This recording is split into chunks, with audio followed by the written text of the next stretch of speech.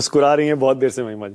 और हिमंता बिस्व शर्मा जो कह रहे हैं वो सही तो कह रहे हैं, इतने सारे जजों को तो आपने भी निशाना बनाया, चुन चुन के आपने निशाना बनाया, खासतौर से पिछले 10 साल में।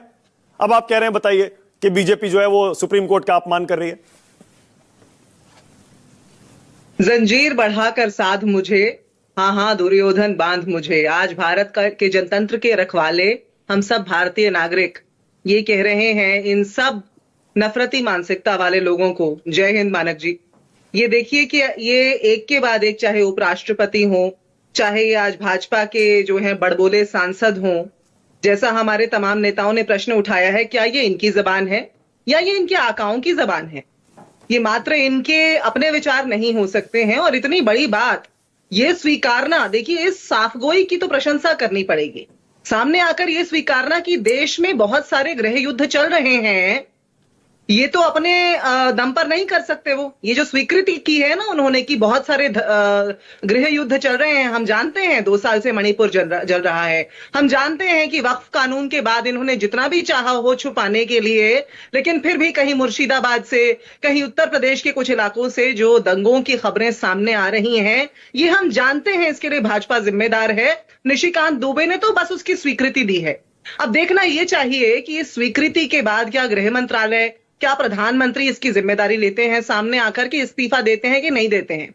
रही बात कंटेम्प्ट की, यह आपराधिक अवमानना का मामला सीधे सीधे है। मुझसे पहले बहुत माननीय वक्ता बोल चुके हैं और कानून के बहुत प्रबुद्ध जानकार भी हैं, तो इसलिए उस बात पर मैं और ज्यादा न जाते हुए, आपने बता भी दिया, एक पत्र लिखा गया है माननीय न्यायाधीश को। देखिए मुख्य न्यायाधीश का नाम लेते हुए बाकायदा उन्होंने ये कहा है कि केवल और केवल, इन शब्दों पे जरा गौर कीजिए, कि केवल और केवल माननीय न्यायाधीश संजीव खन्ना जिम्मेदार है। अब मैं आपको 2 उल्लेख दे देती हूं मानक, कि ये भाजपा की जो मानसिकता है आज सामने, उन पर कंटेम्प्ट तो चलना ही चाहिए, लेकिन जो भाजपा की मानसिकता है वो आज से सामने नहीं आ रही। 2021 में इस देश के यूनियन होम सेक्रेटरी ने एक रिपोर्ट जारी की थी जिसमें यह बताया गया था कि कम से कम 10 ऐसे आरएसएस के कार्यकर्ता नामित हुए हैं ब्लास्ट केसेस में। चाहे वो समझौता एक्सप्रेस का ब्लास्ट केस हो, चाहे वो मक्का मस्जिद का ब्लास्ट केस हो, या फिर वो जो है अजमेर शरीफ का ब्लास्ट केस, उसमें आरएसएस के लोग नामित हुए। और 2022 में एक आरएसएस के कार्यकर्ता नागपुर में जाकर के हलफनामा देते हैं कोर्ट के अंदर। यशवंत शिंदे नाम है, ठंडे बस्ते में चला गया है फिलहाल वो केस, क्योंकि भाजपा तो रोज नया प्रोपेगेंडा लाती रहती है। तो वहां पर उन्होंने बताया आरएसएस में कैसे बम बनाना सिखाया जाता है। तो इस देश में गृह युद्ध चल रहे हैं, या नफरत की मानसिकता फैल रही है, या मणिपुर के लोगों की बात नहीं सुनी जा रही है, उसके लिए तो कौन जिम्मेदार है हम सब जानते हैं। प्रधानमंत्री हैं, गृह मंत्री हैं, ये सरकार जिम्मेदार है।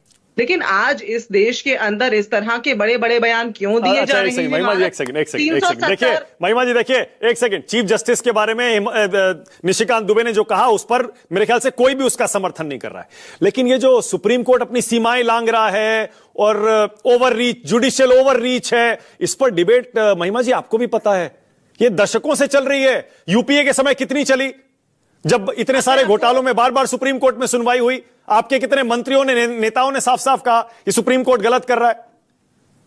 आज तक किसी ने ये कहा क्या इस देश में गृह युद्ध चल रहे हैं और उसके लिए मुख्य न्यायाधीश जिम्मेदार है? मैं आपको 2 बिंदु देती हूं मानक, आप ये देखिएगा। देखिए बहुत प्रश्न उठ रहा है कि आखिर मुख्य न्यायाधीश की नियुक्ति कौन करता है?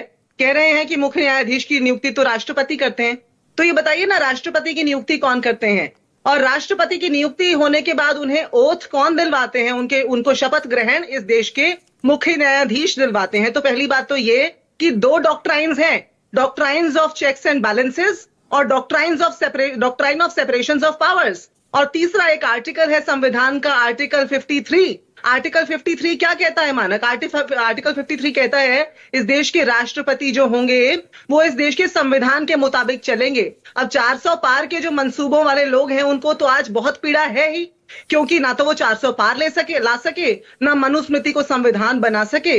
इसलिए आज जब जो सर्वोच्च न्यायालय है 370 और अयोध्या के फैसले कर रहा था तो बहुत बढ़िया था भाजपा के लिए, लेकिन आज उसी को गृह मंत्री जो है गृह युद्धों का जिम्मेदार। मतलब मैं आपकी बात समझ गया, यानी कि जुडिशियल ओवररीच वाली डिबेट पर आपको आपत्ति नहीं है, आपको सिर्फ ये चीफ जस्टिस के खिलाफ जो रिमार्क किया है। नहीं देखिए, हाँ। बिल्कुल देखिए क्या है, ये सरकार जुडिशियल ओवररीच जिसे कह रही है ना, वो इस सरकार की सहूलियत है मानक। जुडिशियल ओवर रीच इस देश के अंदर मैं समझती हूं चेक्स एंड बैलेंसेस का डॉक्ट्राइन है ना मानक। नहीं, एक मिनट, ना महिमा जी, आप देखिए, नहीं, एक सेकंड, आपने बताइए सुप्रीम कोर्ट के कौन से जज को छोड़ा 10 साल में, बताइए। आपने हर एक जज को बताइए कटघरे में खड़ा किया या नहीं किया। जजों ने प्रेस कॉन्फ्रेंस किया, आपने पूरी सरकार को कटघरे में खड़ा किया। उसके बाद जो जज प्रेस कॉन्फ्रेंस कर रहे थे, आपने उनको ही कटघरे में खड़ा कर दिया जब वो राज्यसभा चले गए। जस्टिस दीपक मिश्रा, हिमंता जी ने 5 जजों के नाम गिनाए हैं, आपने उनको टारगेट किया या नहीं किया, बताइए। कदापि नहीं। मैं आपको 2 मामले बताती हूं पिछले 11 सालों के। ये बार बार आपातकाल पर चले जाते हैं ना। मैं आपको बताती हूं पिछले 11 साल से जो अघोषित आपातकाल इस देश के अंदर है, उस अघोषित आपातकाल में चाहे वो असंवैधानिक चुनावी बॉन्ड लाने की बात हो, चाहे वो बैकडोर एंट्री से कृषि बिल लाने की बात हो, चाहे वो डिमोनेटाइजेशन जीएसटी गलत तरीके से अमेंडमेंट करके लाने की बात हो, वो तमाम बातें हैं। लेकिन खैर, आपने जुडिशियल ओवररीच की बात कही है, मैं यहां पर बस ये कहना चाहती हूं, आपको याद होगा सीईसी की नियुक्ति के ऊपर एक फैसला दिया था सर्वोच्च न्यायालय ने। सरकार ने क्या किया? उसके ऊपर एक और कानून ले आए। नहीं, महिमा जी, एक सेकंड, नहीं, ना, अगेन, नो, महिमा जी, यू मिसिंग द पॉइंट। जानबूझ के आप मिस कर रही हैं, मुझे ऐसा लग रहा है, क्योंकि मैंने 3 बार पूछा। मैं पिछले इमरजेंसी की बात नहीं कर रहा हूं। हिमंता बिस्वा शर्मा कह रहे हैं जस्टिस दीपक मिश्रा के खिलाफ बिना सबूत महाभियोग लाए या नहीं लाए। रंजन गोगोई को अयोध्या मसले पर आपने कटघरे में खड़ा किया या नहीं किया। अरुण मिश्रा, उनको पब्लिकली हर दिन निशाना बनाया या नहीं बनाया, बताइए क्या सबूत था उनके खिलाफ। और तो और, अब तो चंद्रचूड़ जी को भी कटघरे में खड़ा करने लगे। क्यों ना करें मानक? सेपरेशन ऑफ पावर्स का डॉक्ट्राइन है। मैंने अभी तो देखिए, आपने जो सवाल पूछा मैं उसे समझती भी हूं, जानती भी हूं, और मैंने उसका उत्तर अपने हिसाब से दिया। आप भी और सभी जो बुद्धिजीवी हैं सब उसको समझते भी हैं, आप जानते भी हैं। आप बताइए ना, सेपरेशन ऑफ पावर्स के तहत जब एक मुख्य न्यायाधीश, मौजूदा मुख्य न्यायाधीश के घर पर खड़े हुए दिखाई देते हैं, भाजपाई तो नहीं लगता क्या कि न्यायपालिका का भगवाकरण करने की कोशिश की जा रही है? आज पर अरुण मिश्रा ने क्या किया था, बताइए। अरुण मिश्रा पर आरोप लगा दिए कि सरकार के करीबी है, सरकार के इशारे पे चलते हैं। आप क्या ये कहना चाह रहे हैं कि वो जो 4 जजेस ने निकल कर प्रेस कॉन्फ्रेंस की थी, कांग्रेस के इशारे पर की थी क्या? जो उस समय 4 जजेस ने प्रेस कॉन्फ्रेंस की, दीपक मिश्रा नंबर 1 थे, अरुण मिश्रा नंबर 10 थे उस समय पर न्यायपालिका में, सर्वोच्च न्यायालय में। तो वो जो 4 जजेस ने कहा बाहर निकलकर कि हम अपनी आत्मा को जवाब नहीं दे पाएंगे, ऐतिहासिक। और रंजन गोगोई, ये इन 11 साल में जस्टिस रंजन गोगोई, जस्टिस रंजन गोगोई तो अपने केस में खुद ही न्यायाधीश बन के बैठ गए। देखिए ना, प्रिंसिपल्स ऑफ नेचुरल जस्टिस की जैसी अवहेलना रंजन गोगोई जी ने की थी, उनके ऊपर केस लगा, उन्होंने अपने केस का सुओ मोटो कॉग्निजेंस ले लिया। मतलब ये तो मुझे लगता है विश्व स्तर पर किसी भी कानून के जानने वालों ने पहली बार सुना होगा। तो इसलिए इन लोगों ने ओके, मलूक नगर, उसके बाद स्टूडियो में डिबेट करेंगे।